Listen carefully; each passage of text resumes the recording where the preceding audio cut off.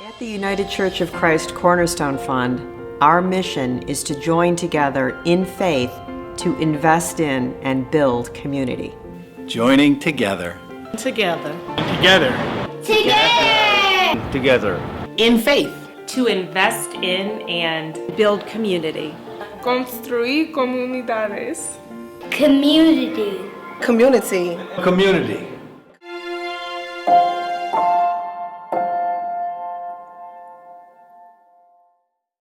Welcome to today's webinar, brought to you by the United Church of Christ Cornerstone Fund.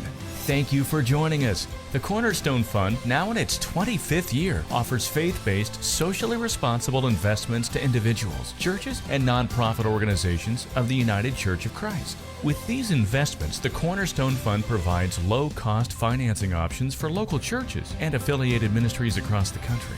During today's webinar, our presenters will offer 45 minutes of expertise, followed by a 15-minute question and answer period.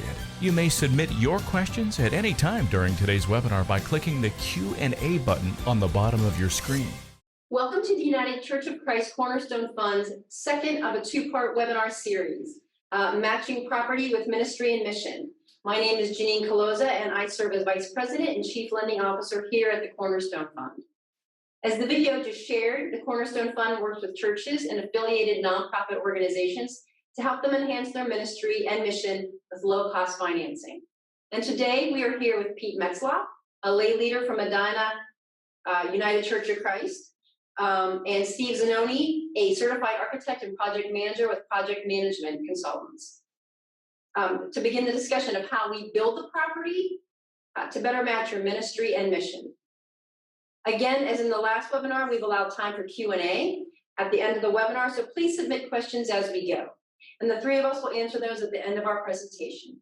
Let's get started. And by the way, this webinar will be recorded and the materials presented will be available for download as well. So we're going to talk a little bit about part one, which was designing it, and we actually showed that one last month, but it is available as a reminder. It's an on-demand webinar on our resources section of our website. In that webinar, we had three guests. We had Maria Coyne, president of the Cornerstone Fund. We had Greg Ziska from Ziska Architecture, and we had Pastor Courtney with Euclid United Church of Christ. And they really talked about the pre-planning, the designing behind a project. As part of the webinar, we talked about what the vision of the church might be, the process of the church, how to go about selecting your architect and technical pre-development team. Greg Ziska spent a lot of time talking about what your architect will do for you in terms of not only working with the team at the church to figure out what it is you want to do, but also the more technical aspects of zoning and preparation and pre-development. We also talked, the architect also talked a lot about different ways to go about doing your development, a design build method versus a design bid build method. And we're going to go into a little bit more of that today. So we're going to get started with Pete Metzloff, and he's really going to describe some of his experience with his church. Right before we get started, I did want to put this up there. This was part of what Pete had prepared. And it's really just gives you some idea of all the steps and all the pieces that are needed as you go into your project. The two things I want to really talk about off this slide are the nature of the work. The focus today is on a church improvement project versus a large, rehab project of, what we're seeing a lot of different churches who may be doing some affordable housing. That may be a webinar for the future, but today we're just really going to focus on church improvement projects. And so you're going to see Pete go through a lot of these different steps. And the other thing I wanted to bring up is schedule, is really focusing on what your schedule is. And as you may be applying for financing, making sure, kind of taking all of that into account. And so I'm going to turn it over to Pete. Good afternoon. I was involved with the construction project at the United Church of Christ Congregational, which is just a local church in Medina, Ohio. I appreciate the opportunity to share with you some of the things that you as a lay leader of your congregation can expect in your building project. Our project, as mentioned, was a renovation. In the photograph on the right, you can see our sanctuary, which was built in 1882. And you can also just barely see what was the previous construction project, the typical fellowship hall and Christian education wing, which was done way back in 1957. So in 2014, our bicentennial was fast approaching in just 5 years. And so our 600-member congregation agreed that it was time to address some much needed repairs and upgrades to make our old building more modern and comfortable and accessible. So our project was 1.6 million, so it was large enough to require a process of fundraising and the use of an architect and a general contractor for most of the work. Construction funding was provided by the Cornerstone Fund. So that's my background. I hope that whatever the scope of your construction project may be, that the sharing today of some ideas, and hopefully some best practices, and also, frankly, some of the pitfalls that we experienced will facilitate your oversight process.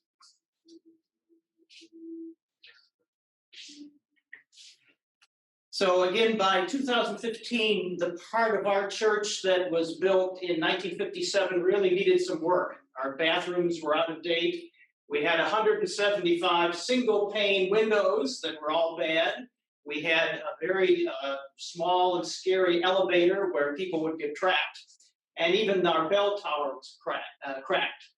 So we're right on the public square of Medina, but nobody would hitch their horse in the public square to come into our sanctuary in the main entrance anymore.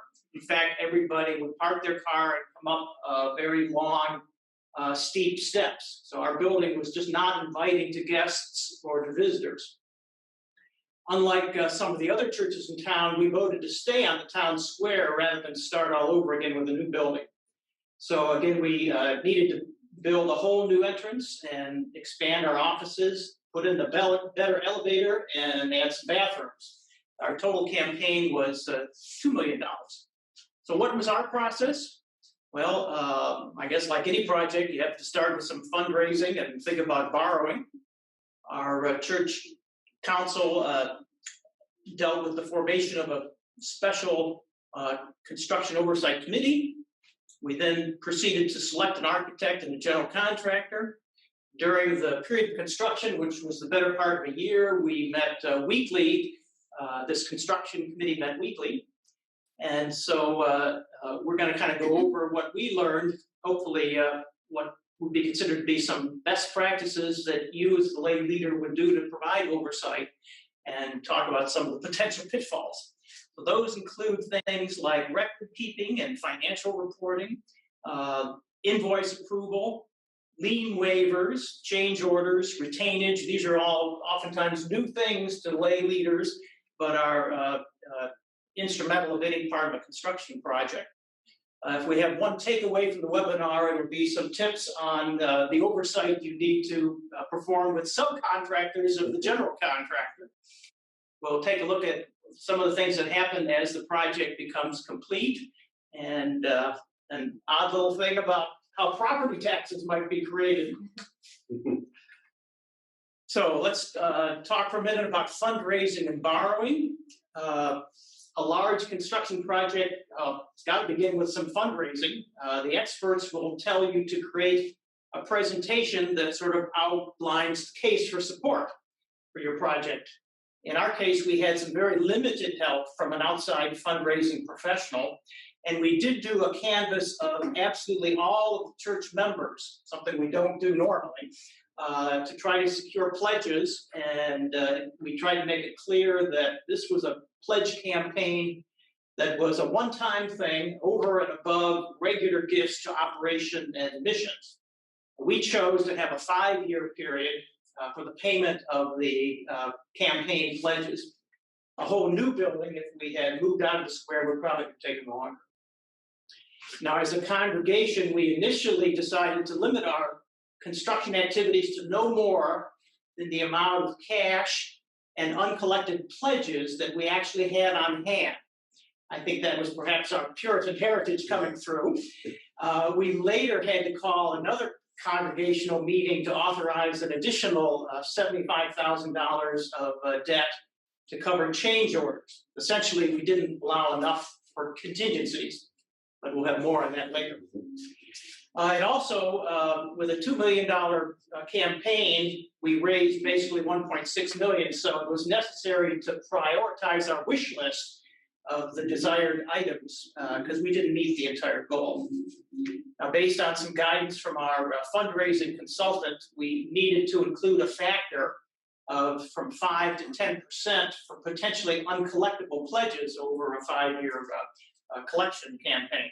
Because invariably there will be some instances where there's a job relocation, death in the family, something that will reduce the actual collections on the pledges.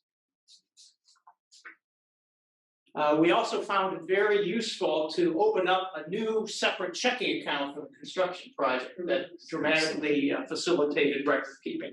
But this is what the pledge card looked like, nothing very fancy about it. We did ask for people to help us to kind of schedule out when we thought the money might be coming in.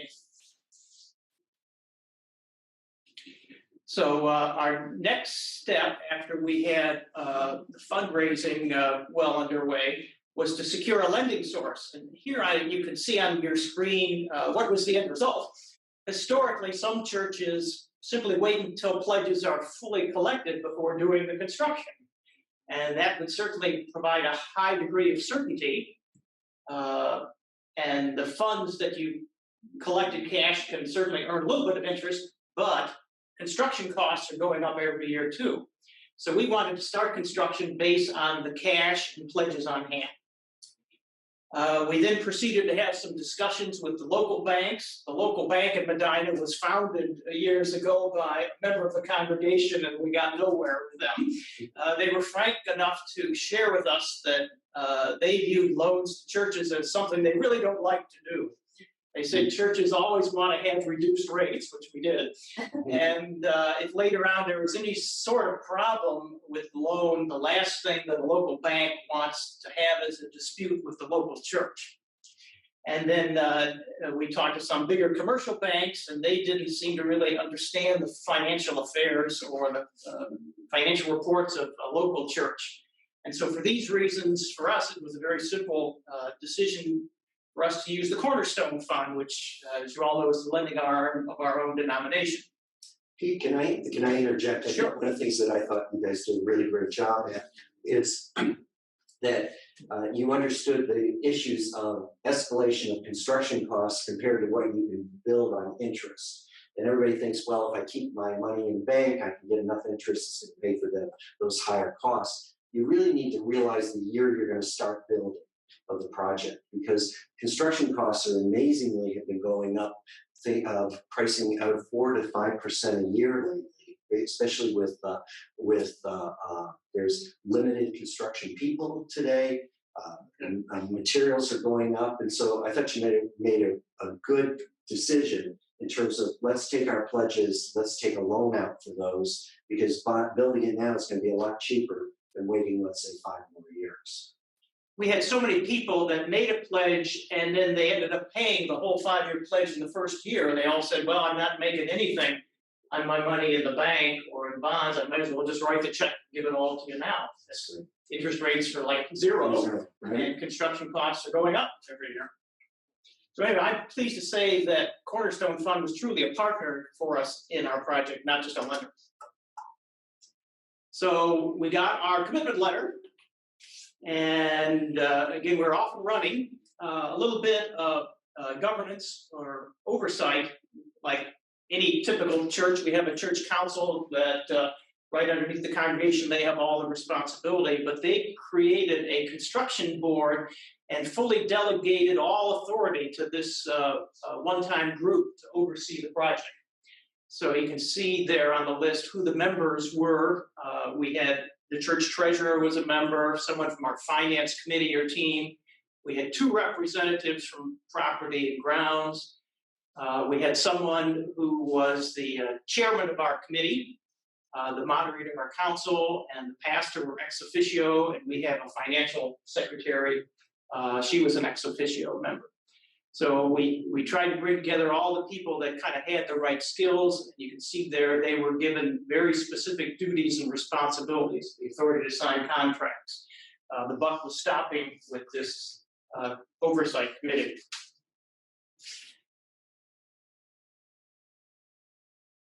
In our case, there was an architect that the church had used for many, many years on very small projects. So we kind of just went with the architect without doing the bidding process for the architect.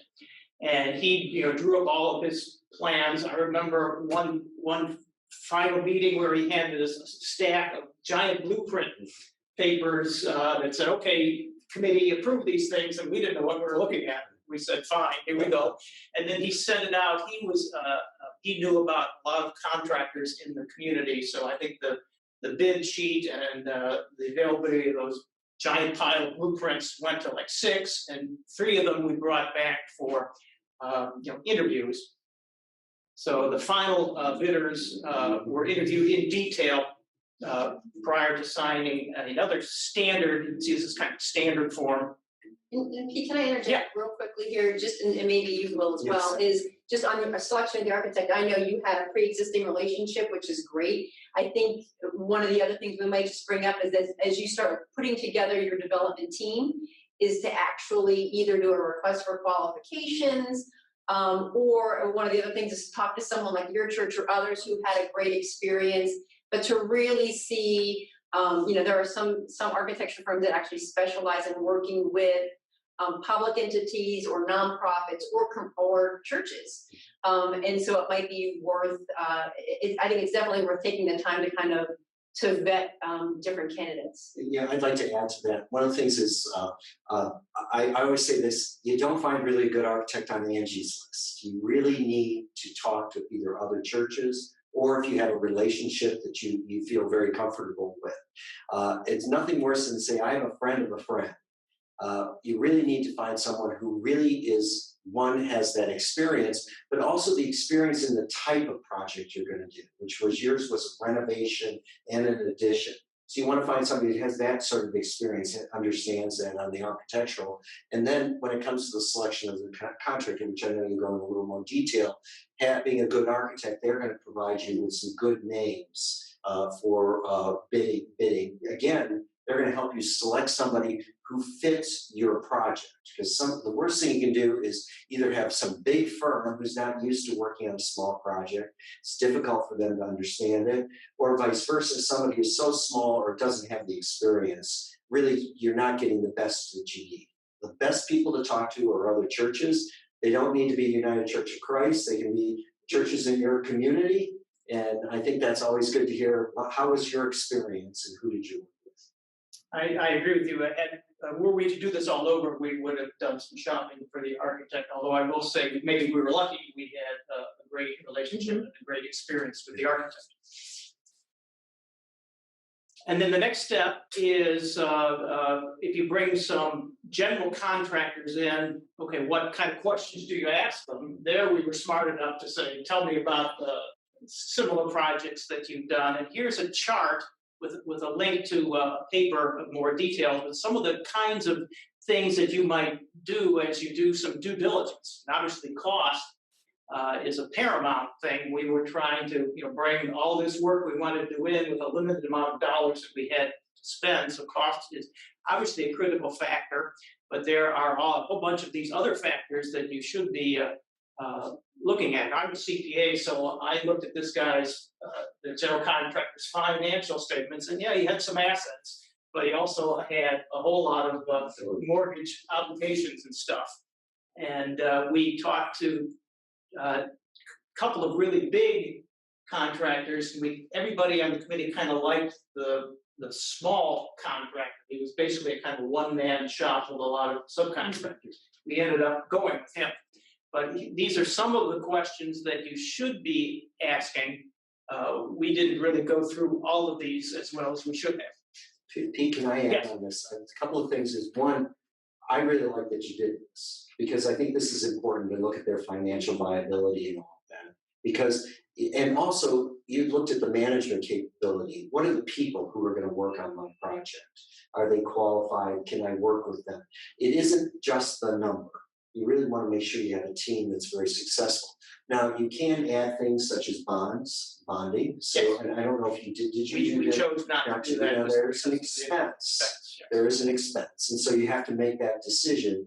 But I always believe looking at past performance and the people and how they've delivered and talking to other projects that they've done is just as important as the number, because I have been involved in some projects where a congregation basically tried to find a contractor who got to the number they wanted. And that's the worst thing you can do. Because what happened was they didn't realize that there were so many caveats in their price that any kind of change or any kind of, they weren't responsible for anything. And so it's really important that you really look at their track record and how they get there. And if the project's a little high, maybe you need to take some things out or something that nature to get a good contractor. And just to piggyback on that point at the end is if you get 6 bids and one comes in really low and 5 are well over, I think that says something about taking another look at your scope, and that the one that's really low is probably not indicative of what the actual work is. He's going to make it up on the change order. Something. One of the things I remember is the smaller firm. He actually brought his supervisor, and he was like the master carpenter. And Yes. Tim, we all had this warm, fuzzy feeling about both of the people that we would be working with. So that's part of what sold us. So anyway, that's do your due diligence. We happened to be off a little town square, so we had an additional round of approvals. We're in a historical district, so we had to go to our town, and they had a historical committee, and they got to approve our blueprints. Fixing those 175 windows, we were trying to save money, and this architectural committee said, well, we don't like this. You're going to pick this kind of window, and you're going to add little Gothic peaks to all these windows. That was never part of our plan, but that's part of the joys of being in a historical district. So there may be some special approvals that you have to do.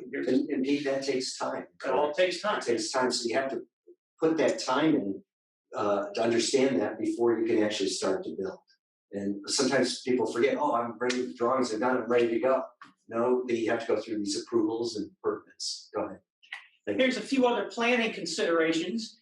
Do you want to plan to include some higher initial capital costs in your construction to save on future operations, maybe maintenance and utility costs? For example, the first set of blueprints for this new wing, all the heating and air conditioning was going to be by heat pumps. And then we kind of scratched our heads and say, well, wait, we got this big boiler and it's got redundancy. We got 2 boilers. What if we how much more would it be to run a bunch of plumbing pipes so we don't have all these heat pumps? And we went ahead and spent an extra $30,000 in every single month and year now since our building has been done. I'm glad that we're not paying all this additional electricity costs for kind of unreliable heat pumps. So that was a very specific planning consideration. And I add that you also kept your maintenance costs. Long term, the heat pumps take a lot of maintenance. Yes. And by eliminating them, yes, you may have spent an extra $30,000, but your maintenance costs are much, much lower. You don't have to maintain all those There's like almost nothing incremental. Correct. You saw the picture of our old elevator. We went with a very high-end elevator. I think it cost something like $85,000. But in the building, we only had 1 elevator, and we wanted it to be first class and virtually maintenance-free. So that's what we went with. We thought it was important to add some beauty to the building. So in this case, right in our lobby now, we have what was a very expensive waterfall feature. And it's because some people really talked about it. They wanted to specifically, and we told them incrementally, give to this as a memorial to loved ones. So we went ahead and did that. So those people had like 2 pledge cards. Again, we calculated the estimated cost of electricity because our building never had air conditioning before and needed to figure out how that was going to impact operating costs. So again, your architect should be in a position to help you with all these kind of alternatives. And right before we started, we had a quick conversation about adding an elevator because you had never had one before, and just kind of the operational Or costs maintenance. and maintenance agreements Yes. related to some of the changes that you made, which is probably, I think you said about $3,000 a year or I think so. we're paying about $3,000 for elevator maintenance contract. Right, so even though you're making all these improvements, the added cost of air Something's- conditioning, the added cost of an elevator, just something you want to consider as you put into your your budget for the next year. Yes, operating costs are going to go up. All right, now let's come back to where we messed up, contingencies. In every construction project, you need to budget in something for contingencies. And I think we ended up using about 20% as our final number.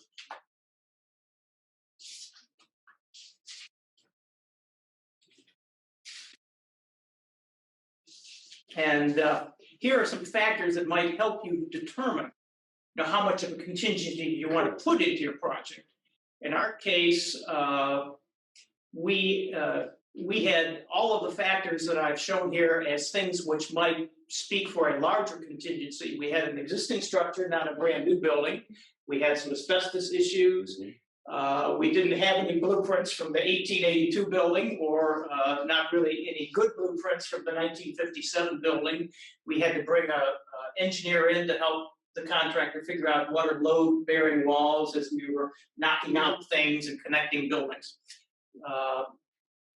Another factor for your contingency is, are you totally done with your pledge drive, or are you trying to start construction as the pledge drive is still going on and you're still knocking on doors or getting those last pledge cards in?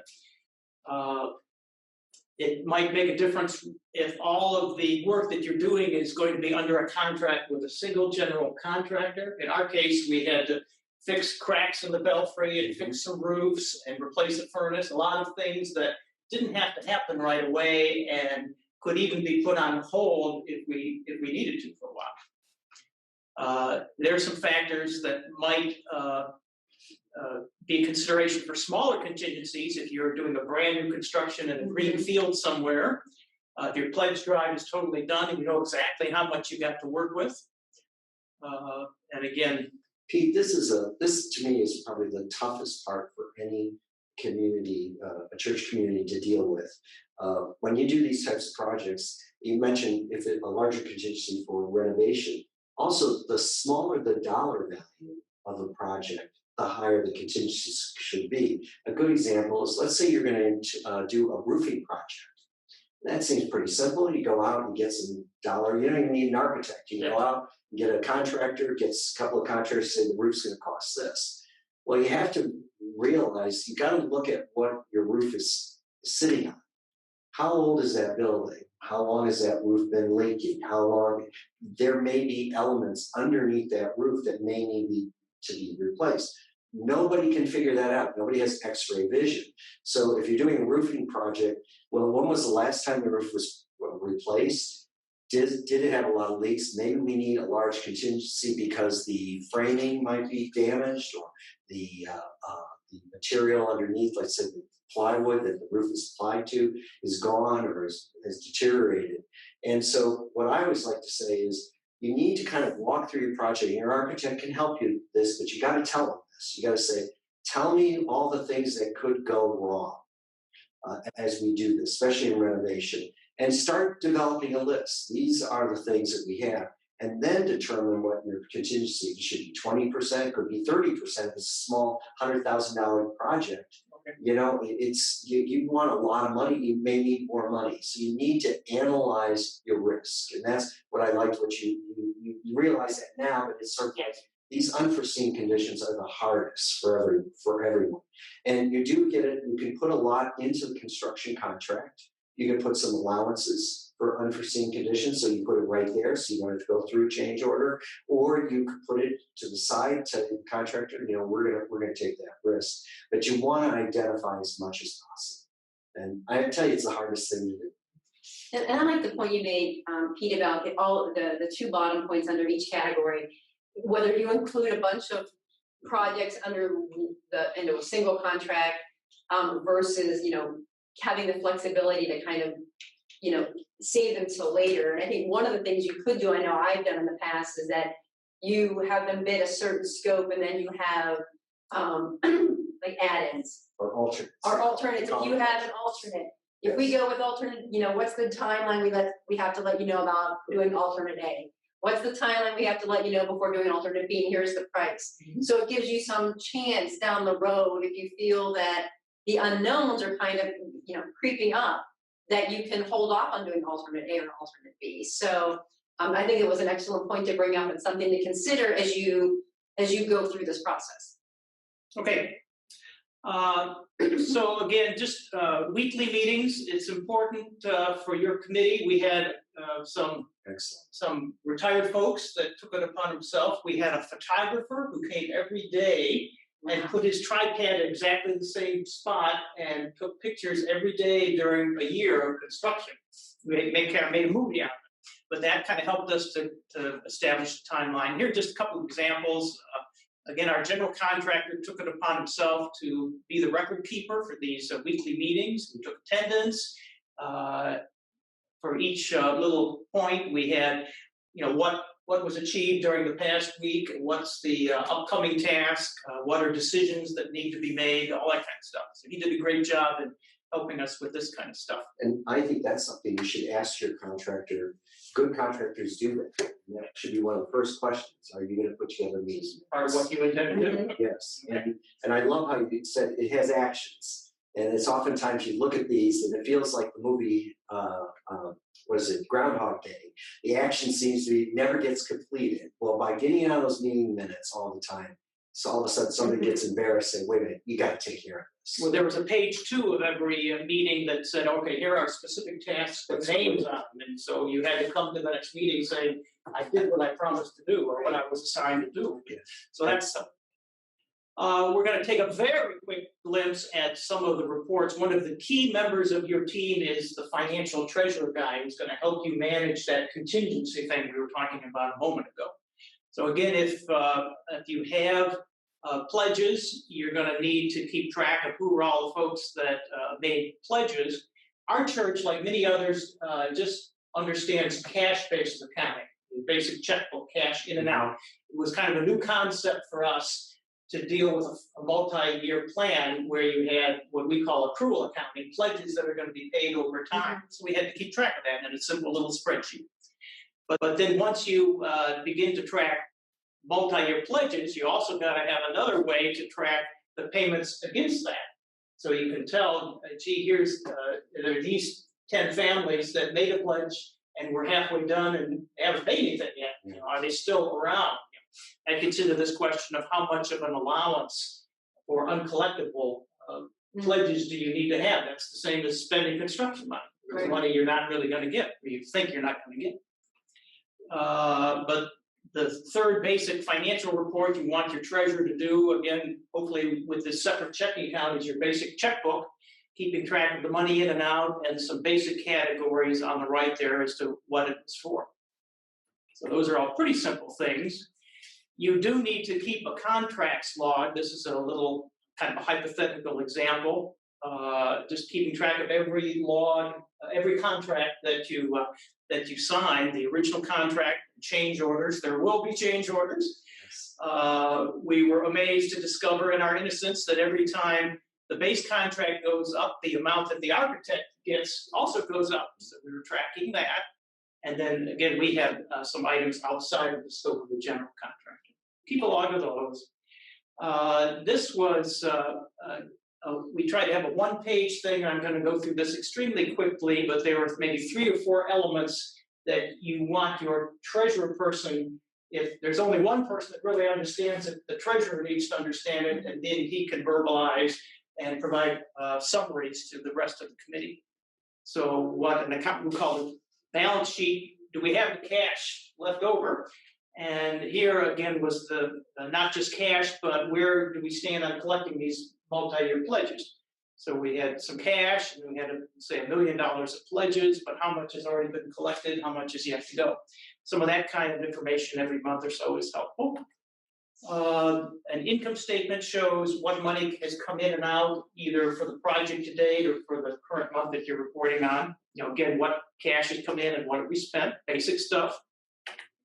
Here's the one that's really tricky, Yes. and this is all a lot of counting mumbo jumbo, but it comes down to the bottom line is how much do I really have left for contingencies that haven't surfaced yet? Correct. So the two big unknowns that are in yellow there are what are the uncollectible pledges going to be? We had our best guess, but we would look at that once in a while. How much interest do we think we're going to pay to the Cornerstone Fund? You don't know that as an exact number right away. And then for every time we had a contract from that contract log, the concept is it's like pretending that you've spent all that money right away, Yes. so that you know that that money is spoken for, it's out the door. Governments do their budgets that way. They call it encumbrance accounting. But it's like you have to pretend on some kind of sheet of paper that I've spent the money as soon as I've signed the contract. And then you know the bottom number there, how much do I really have left? So if new contingencies arise, have I used up the little bit that's left over, even pretending I've spent every contract the minute I signed? So And I want to bring up one other point, as you highlighted in yellow, the interest to be paid on borrowings is to really, as I brought up earlier in the webinar, is just really your schedule.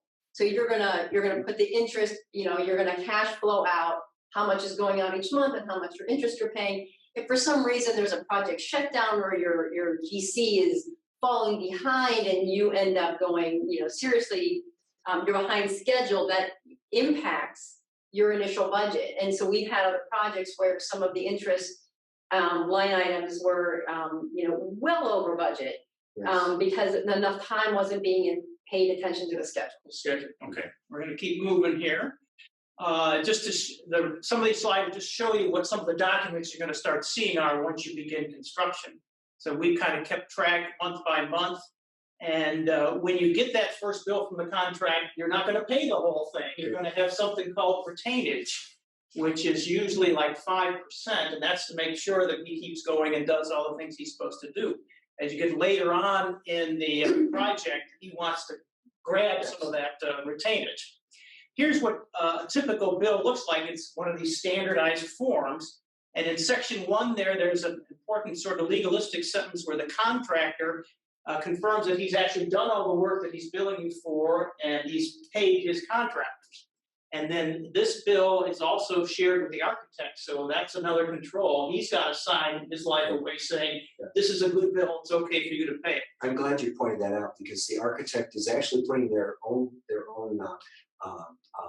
stamp or their professional stamp on the line when they sign this. So they're to look out for your interests as an owner. Right. And to say, hey, yes, the work was completed, because you as an owner may not, you look at it and say, well, is it 10% done or 20% done? You wouldn't know. So you're relying on that architect, and they're putting their professional stamp on the line. I should mention the architect always came to that weekly meeting, and he would walk around, and that was his basis for being able to sign this thing.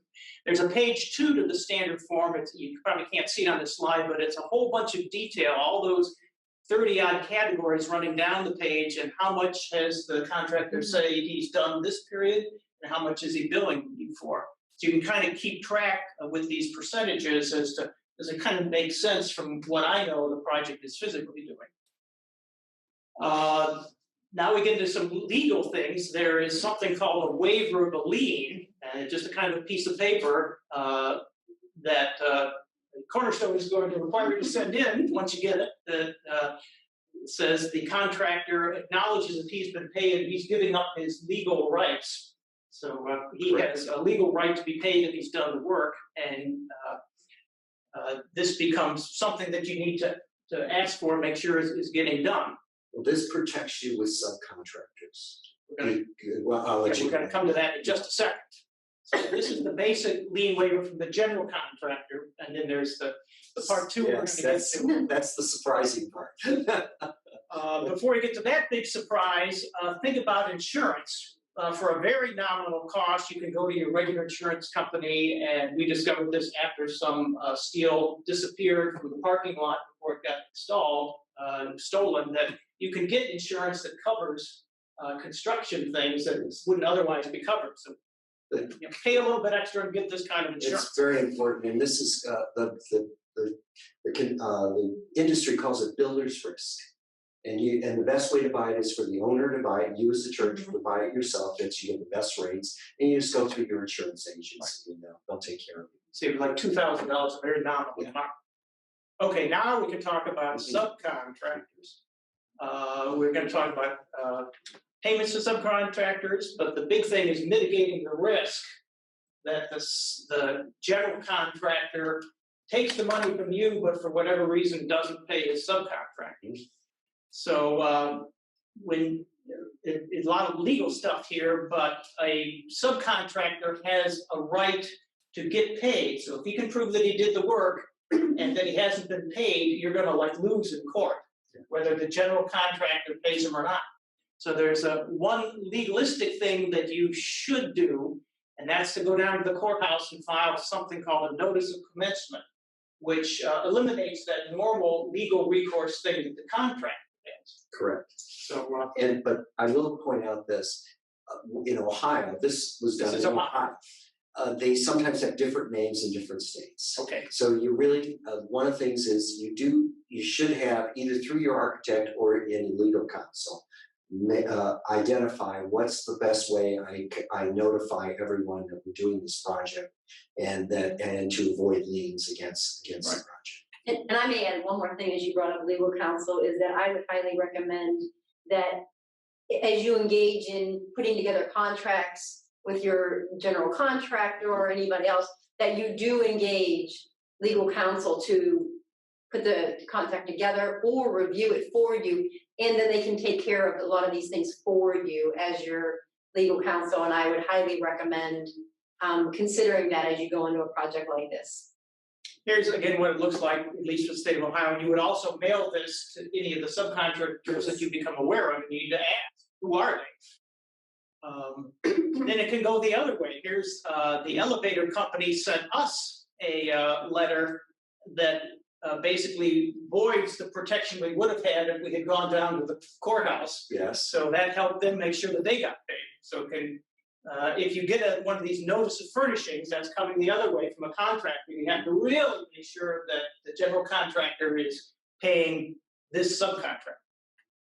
So again, in terms of forms that the treasurer might use, keep some kind of a log to check off when these lien waivers are actually done.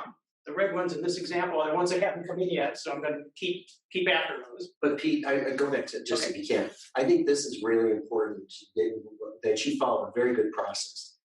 Even though you have a contract just with a general contractor, those subcontractors still could sue the congregation if they're not paid. That's precisely what happened to us. That's why this is so near and dear to my heart. And what you need to get is lien waiver. When you get your certificate of payment, when they ask for the general contractor asks for it, you need to request all the lien waivers from the subcontractors. Yes. So then that assures you that they can't come back to you for that basically says they were paid. Yes. That's what it is. So it's really critical that it's not just getting lien waivers from the general contractor, from every sub that works on that. And that's something that your legal counsel, when you write the contracts, because I have seen this happen where a general contractor puts his own contractor, he doesn't put that in there. Mm-hmm. And then you say, I don't have to give it to you. Well, that puts you at high risk. Okay. So you need to work that all out ahead of time. So some kind of a grid so you keep track of these lien waivers. All right, where the building is going along, we're getting towards the end now. There's something called a punch list. It's just an example where it got to the end. Again, our general contractor kept saying, hey, I want my retainings back. And I said, well, fine, but what about all these last little steps? We're not going to give you the final bit of money until you deal with all of those. That's the punch list. But finally, everything was done. You get another one of these standard forms, looks kind of like this, that says, okay, your project is done. Again, it was signed by your architect. Signed by all the right people. So it's not just the general contractor saying it's done. Right. It's everyone agrees. So again, the point you made before, the architect's kind of on the hook for this too. Right? He is, definitely is. This was a date then where there's a 1-year warranty typically, where the Yes. contractor's going to come back and fix things. So this starts the beginning of that. That's correct. And then you can go to your town if you need to and get a certificate of occupancy, a final building inspection from the town. The last slide I have was one more surprise. As soon as that certificate of completion happened in the same building, the county auditor put the whole cost of our renovation for Plain Old Church on the tax rolls as new property. And we were very surprised to get a bill for thousands of dollars of property tax, which we've never paid before. So we had to go through an exemption application process to make that go away. So we could have been more proactive to do something right away, so we never would get the shock. I can find it, yes. The tax bill. Something else to think about. So when everything's all done, you can start to celebrate. And we finished our project in time for a fun 200th anniversary, and got our historical marker and had a big party. Pete, I have a question for you. Did you do what's often called an 11-month walkthrough? A lot of warranties and guarantees are good for 12 months. And oftentimes you bring the contractor back in about 11 months before all those things end. And I think it's good practice. And we can also put this in contracts where you come back and you walk the project again. And you, by this time, you as an owner know, hey, that thing still is always giving me some trouble. Well, because it's still under warranty and you've identified it, you've got them on the hook. And that's important to, I think it's a good practice in the end to do at 11 months. Have a whole team, you ask your architect to come back, you ask your contractor, and you walk the project one more time in case there's any warranty issues. That's a great planning idea. We weren't smart enough to do that. See, that's some of those little things just really help you because you're protecting. One more yourself. clause that could have gone in the original contract to say this is going to happen. Yes, absolutely. You hit the button. One more button. Steve. Well, I want to talk about project delivery because what Pete talked about was basically a design. We call it design. You bid it and you build it. And that's the traditional way. Most projects are done this way. Most architects are used to that. Contractors like it. The only problem you have there is if you don't have a designer who really knows about budgets, you get a big surprise when you bid it, and it winds up a little bit higher. In that case, in your case, it didn't happen that way. There is some other avenues that you can do. There's another one called construction manager at risk. Basically, this is he delivers you a guaranteed maximum price, which are based on prior to the total completion of the construction documents and specifications. Now, this works with larger projects, and Pete, I would say your project probably was not a good example of that. But this does help you because you do get a guaranteed price, and even without having your documents done all completely. What it does do, though, it shifts some of your owner contingency over to that construction manager because he's taking on some of your risk for some elements that, hey, if he gets behind schedule, if he gets, there's a claim by a trade or it takes longer because of what I mean by schedule, let's say the delivery of a product can't get there. Well, that's not his fault, but he's got to spend a little extra money. He's holding a contingency inside the contract. So it is a little more expensive when you do that. The next is design build. Now, again, the construction manager risk and design bid build, you hire your own architect independently, and then you hire the person who builds it independently. So they are not joined. Design build, they're joined together. Basically, it's a delivery method where the entire design team and the build team is one contract. Now, there are some things that are very good for this. A good example is doing a roof. Often that's how you do it. You don't hire a separate architect. They have some things, they give you specifications, they work that way. What gets a little difficult when you do this is you don't have control over the design. So all of a sudden they could have some shortcuts or quality issues and not provide the best. Having that architect independent really is helpful because they act as, remember we talked about even signing, they have their whole stamp or their license on the risk. Here, not as much because they're just one company. You don't know what you're getting. So it really depends on the project. A design build is often used when you have to go fast. A good example is a roof. Let's say the roof is really leaking. We've got to get that roof up there before winter hits, all those kind of things. Construction manager risk is very good for larger projects because you get that guaranteed maximum price. It's a little hard to do on small projects and design, bid, build. So the best thing to do is to analyze that at the beginning of the project. What's our best delivery model? And you kind of look at that and look at what the options are. This is where if you do get a project console, and I'm kind of a great believer in getting someone to give you some legal advice before you start. And they can help you with your contracts, but they can also help you in determining what's the best delivery model for that. And this is something you need to put budget for. You'd have to budget a project console. Project, yes, you know the next slide. This is a document that Cornerstone has that can help you at the very, very beginning of the project. What you want to do is identify budgets for all of your elements of your project. And we like to always, in the industry, they call them hard costs and soft costs. Well, what are hard costs? Hard costs are physical things that you get. Soft costs are paying the architect. Yeah, they provide drawings, but it isn't part of my design. They're not walls, they're not hard things and elements. What's very helpful is when you're asking for money to really go through your project and help yourself budget this. So you say, hey, based on experience, we see the construction costs of X. Hey, we want to buy some furniture and equipment. You got to think about that. Hey, we may have some telephones, data, security, that kind of stuff often gets in there. Put some dollars in there. Then you have the soft costs. Well, you need to figure out, you're going to have to pay your architect and engineer. You can work with the local American Institute of Architects. They can help you determine what kind of fees that are often you would charge even before you select an architect. What's the common, we're going to do this kind of project. Also, you have to look at their reimbursable expenses. Often we forget about that. You're not just paying them their fees, but if they have to go and travel out of town or they have to do printing, those are expenses you need to have there. If you have an owner's rep, again, figure a budget for that. Legal fees, again, I really feel very strongly that it's always good to get some legal counsel. Now, just like you select an architect, don't select a legal counsel who's never done a building project.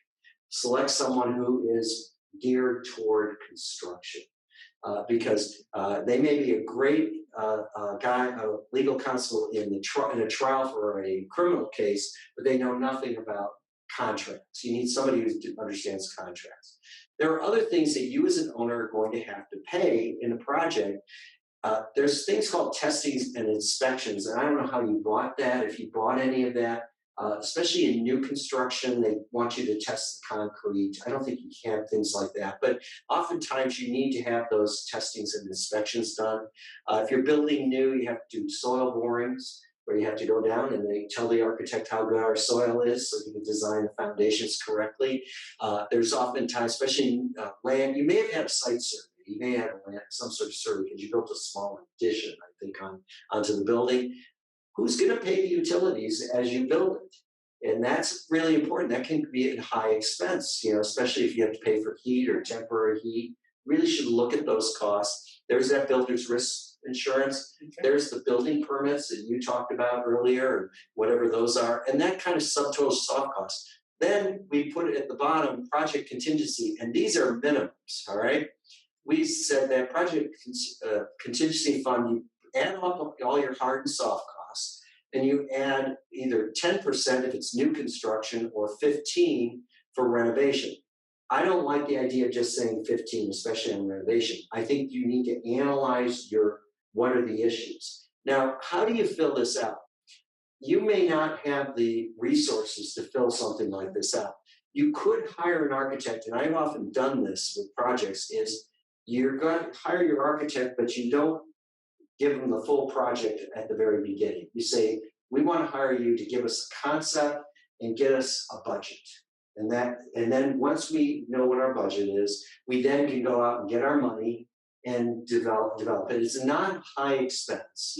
And they can help you fill all of these elements out. And this is a document that the Cornerstone Fund has, I find is a really great tool before you make that ask for money. The worst thing you can do is have to come back for another ask. Right, and there's it just prompts you to answer a lot of questions that you may not realize are part of a project. Excellent. And then there's also a closing checklist, which also the Cornerstone Fund has. And this gets into, you'll be surprised what this looks at different documentations like title that you're going to have, evidence that the zoning allows you to do this project. Environmental assessments are called phase 1, phase 2. I don't know if you had asbestos, did you have issues with? Yeah. Yes. So you have to do those environmental tests. It's going to be a cost. Relies on where's your insurance certificates, eventually construction documents, your contracts. We talked about that Pete explained about your general contractor or CM contract, architects, the project budget. That was that other document we looked at. Your schedule. That's important to know because that will also affect your costs. Because if you do the costs on today's dollars, but you're not going to start till 3 years from now, you better put escalation into that project. Your applications, have they been done? And this is a great checklist as you go through. And you can see authorizing resolution. You saw that from Pete, that they said, hey, certain individuals can sign contracts in our group. Your loan documents, all of those pieces, your consents, and your liens, your escrow instructions, all of these closing letters. And while it seems like a very long list, you'll be developing these things as your project, as you start pre-development of your project, and then our attorney on the lending side will end up putting some of the documents together for you. So it does seem like it's a long list, but if you start chipping away, and then we also provide some of this, and this exhibit was really just to show you that it's not like you apply, you just get a check. There's just some protections we have to go through and recordings that need to happen in order for it to be successful for both sides. And Janine, that's a good point. When you Pete, you went through this, you received a pay application. You then would submit that pay application back to the Cornerstone Fund.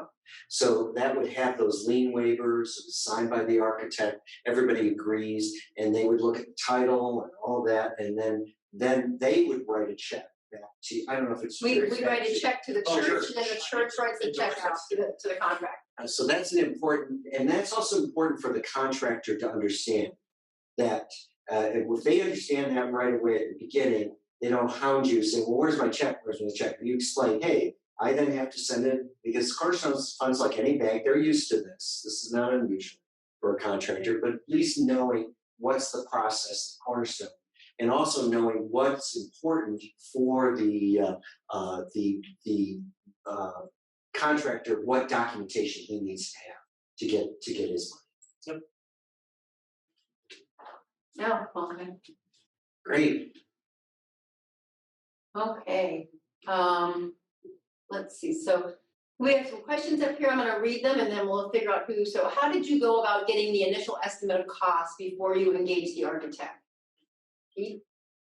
Well, we had a building committee that had been dreaming about doing all these things for decades. So they had very rough ideas of costs, and that information was shared with the architect. And there was a lot of preliminary things to come up with what did we want to do? It was part of that, creating the case for support. Again, it was like a 35-page document.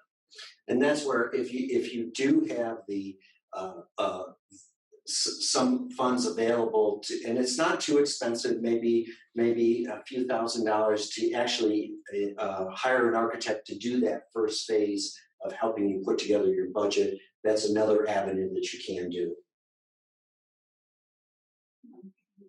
You want to read that one? I like the one, you're gendering roles, architect.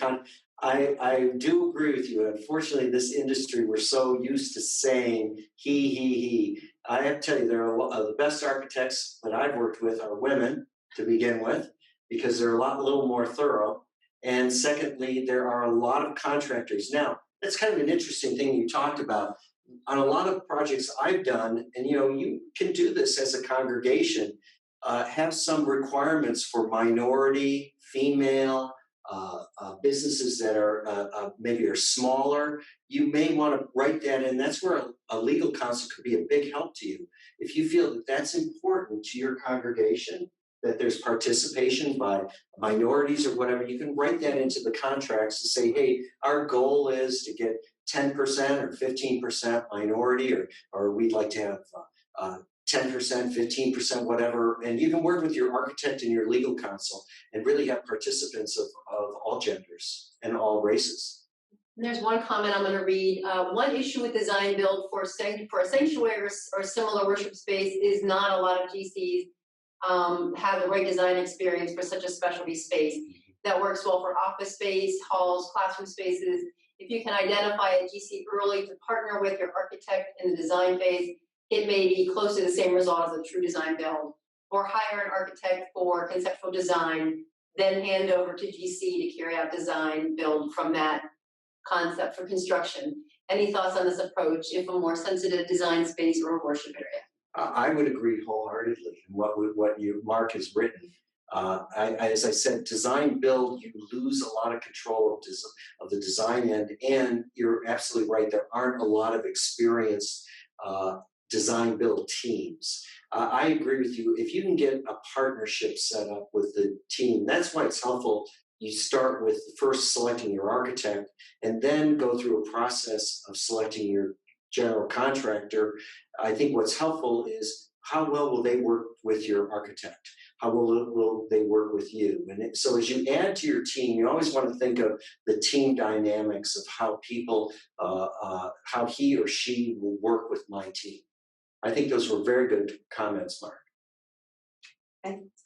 So I think we're out of time, and thank you for attending the webinar, and thank you so much to Pete and Steve. I think it was a very interesting discussion, and hopefully we'll see you in the future for additional webinars.